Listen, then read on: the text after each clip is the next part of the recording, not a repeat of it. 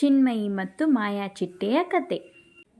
ಒಂದು ಹಳ್ಳಿಯಲ್ಲಿದ್ದ ಚಿನ್ಮಯಿ ಎಂಬ ಬಾಲಕಿ ಬಹಳ ಕುತೂಹಲದ ಮಗು. ಅವಳಿಗೆ ಹೂಗಳು, ಚಿಟ್ಟೆಗಳು, ಮಳೆ ತಿಂಗಳು ಎಲ್ಲವೂ ತುಂಬ ಇಷ್ಟ. ಪ್ರತಿದಿನ ಶಾಲೆಯಿಂದ ಬಂದು ತೋಟದಲ್ಲಿ ಆಟವಾಡುತ್ತಿದ್ದಳು.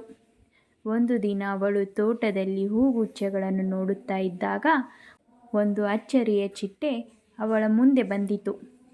ಆ ಚಿಟ್ಟೆ ಬಣ್ಣ ಬಣ್ಣದ ರೆಕ್ಕೆಗಳನ್ನು ಬೀಸಿ ಮಿನುಗುತ್ತಿತ್ತು. ಆದರೆ ಅದು ಸಾಮಾನ್ಯ ಚಿಟ್ಟೆಯಲ್ಲ, ಅದು ಮಾತನಾಡುತ್ತಿತ್ತು. ನಮಸ್ಕಾರ ಚಿನ್ಮಯಿ ಎಂದು ಚಿಟ್ಟೆ ಹೇಳಿತು. ಚಿನ್ಮಯಿ ಕಣ್ಣು ಉಜ್ಜಿಕೊಂಡು ಕೇಳಿದಳು. ಅಯ್ಯೋ, ನೀನು ಮಾತನಾಡುತ್ತೀಯಾ? ಚಿಟ್ಟೆ ನಗುತ್ತಾ ಹೇಳಿತು. ಹೌದು, ನಾನು ಮಾಯಾ ಚಿಟ್ಟೆಯು. ನನಗೆ ನಿನ್ನ ಸಹಾಯ ಬೇಕು.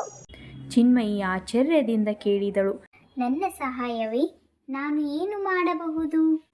ಚಿಟ್ಟೆ ಹೇಳಿತು. ನಮ್ಮ ಅರಣ್ಯದಲ್ಲಿ ಹೂಗಳು ಒಣಗುತ್ತಿವೆ. ನೀರು ಇಲ್ಲದೆ ಪಕ್ಷಿಗಳು, ಮೊಲಗಳು ಎಲ್ಲರೂ ದುಃಖಿತರಾಗಿದ್ದಾರೆ. ನೀನು ಹಳ್ಳದ ಬಳಿ ಹೋಗಿ ಹೂ ಮಳೆ ಬಾ ಎಂದು 3 ಬಾರಿ ಹೇಳು. ಆಗ ಮಳೆ ಬರುವ ಮಾಯಾ ಬೀಜಗಳು ಜೀವಂತವಾಗುತ್ತವೆ.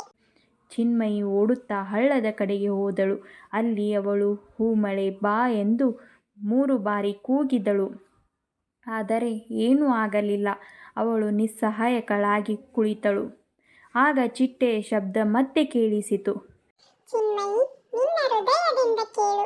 ನಂಬಿಕೆಯ ಶಕ್ತಿಯೇ ಮಾಯಾ ಬೀಜಗಳನ್ನು ಎಚ್ಚರಿಸುತ್ತದೆ ಎಂದು ಚಿಟ್ಟೆಯು ಹೇಳಿತು. ಚಿನ್ಮಯಿ ಕಣ್ಣು ಮುಚ್ಚಿ ಮನದಾಳದಿಂದ ಪ್ರಾರ್ಥಿಸಿದಳು.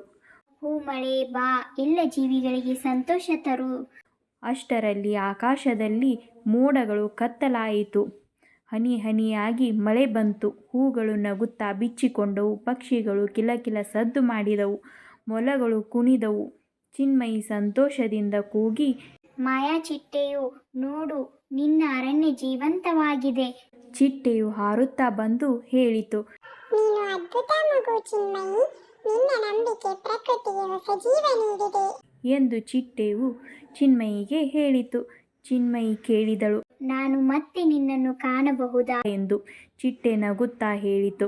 ನಿನ್ನ ಹೃದಯದಲ್ಲಿ ಪ್ರೀತಿ ಇದ್ದರೆ ನಾನು ಯಾವಾಗಲೂ ನಿನ್ನ ಜೊತೆ ಇದ್ದೇನೆ. ಹೀಗೆ ಹೇಳಿ ಚಿಟ್ಟೆ ಹೂಗಳ ನಡುವೆ ಕಾಣೆಯಾಯಿತು. ಚಿನ್ಮಯಿ ಹೃದಯ ತುಂಬು ಸಂತೋಷದಿಂದ ಮನೆಗೆ ಹೋದಳು. ಆ ದಿನದಿಂದ ಅವಳು ಪ್ರತಿದಿನ ಹೂಗಳಿಗೆ ನೀರು ಹಾಕಿ, ಮರಗಳನ್ನು ನೆಟ್ಟು, ಪ್ರಾಣಿಗಳನ್ನು ಪ್ರೀತಿಯಿಂದ ನೋಡಿಕೊಳ್ಳುತ್ತಿದ್ದಳು.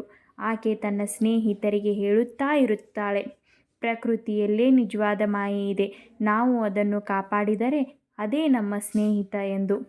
ನೋಡಿದಿರಲ್ಲ ಮಕ್ಕಳೇ, ಈ ಕಥೆಯು ನಮಗೆ ನಿಜವಾದ ಮಾಯೆ ನಮ್ಮ ನಂಬಿಕೆ, ಪ್ರೀತಿ ಮತ್ತು ಪ್ರಕೃತಿಯ ಮೆಚ್ಚುಗೆಯಲ್ಲಿದೆ ಎಂದು ತಿಳಿಸಿಕೊಡುತ್ತದೆ.